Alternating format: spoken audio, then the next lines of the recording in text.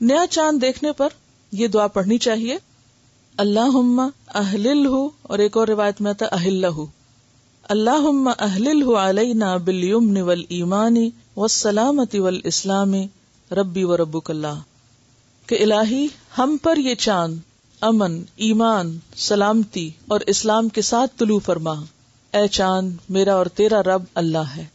رمضان کی پہلی تاریخ کے چاند کے بظاہر چھوٹا یا بڑا ہونے سے شک میں نہیں پڑنا چاہیے۔ بعض لوگ اس پر بھی بہت حجت بازی کرتے ہیں نا کہ چاند اتنا بڑا نظر آ رہا ہے اور وہ کیا ہے، پہلی کا نہیں ہو سکتا، یہ دوسری کا ہوگا۔ مسلم کی روایت ہے، حضرت ابو البختری کہتے ہیں ہم عمرے کے لیے مدینہ سے روانہ ہوئے، جب نخلا کے مقام پر پہنچے تو سب نے نیا چاند دیکھا۔ کچھ لوگوں نے کہا یہ تو تیسری رات کا چاند لگتا ہے بڑا ہونے کی وجہ سے، کچھ لوگوں نے کہا دوسری رات کا لگتا ہے۔ ہماری ملاقات حضرت عبداللہ بن عباس سے ہوئی، ہم نے ان سے کہا ہم نے چاند دیکھا ہے۔ کچھ لوگوں نے اسے تیسری رات کا کہا ہے، کچھ نے دوسری رات کا۔ حضرت عبداللہ بن عباس نے پوچھا تم نے کون سی رات کا چاند دیکھا تھا؟ ہم نے بتایا فلاں فلاں رات دیکھا تھا۔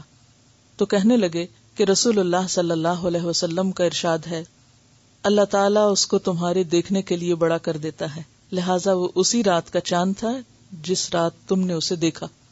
چاہے وہ بڑا بھی نظر آ رہا تھا تب بھی وہ پہلی رات کا ہی چاند تھا، ٹھیک ہے۔